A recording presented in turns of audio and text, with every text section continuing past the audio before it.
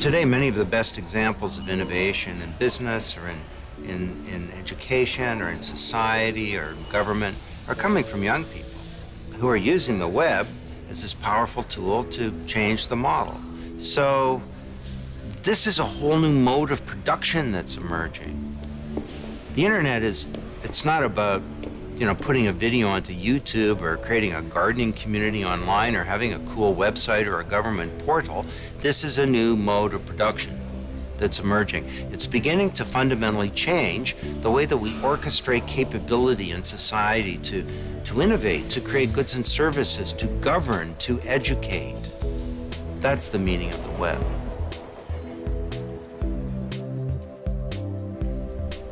For those who've been fortunate enough to grow up digital, their brains are actually different, because how you spend your time during extended adolescence, age 8 to 18, is the #1 predictor of what your brain will be like.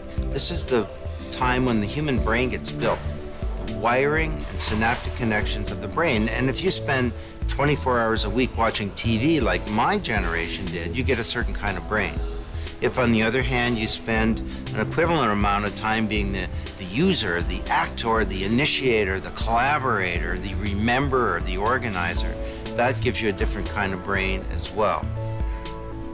This is the defining characteristic of this generation. And as they come into the workforce, the marketplace, and society, there's no more powerful force to change every institution.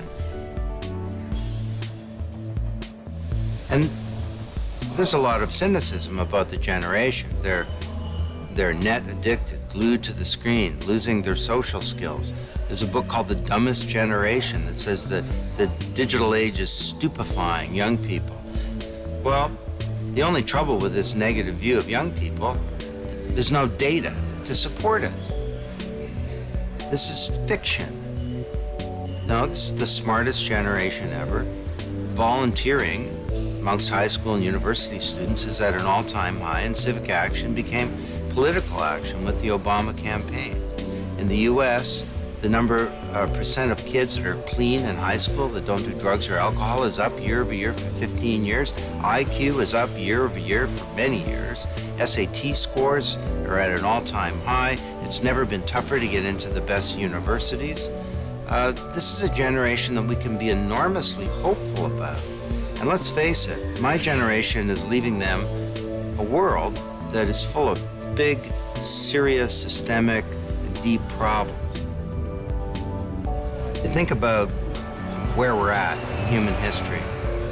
I don't think this is just a recession. I think it's a punctuation point, that we're going from something old to something new. We need to listen to young people, embrace their culture, adopt their tools, and change our organizations. And if we do that, we'll have better performance, better innovation, and institutions and organizations that are more appropriate for the 21st century.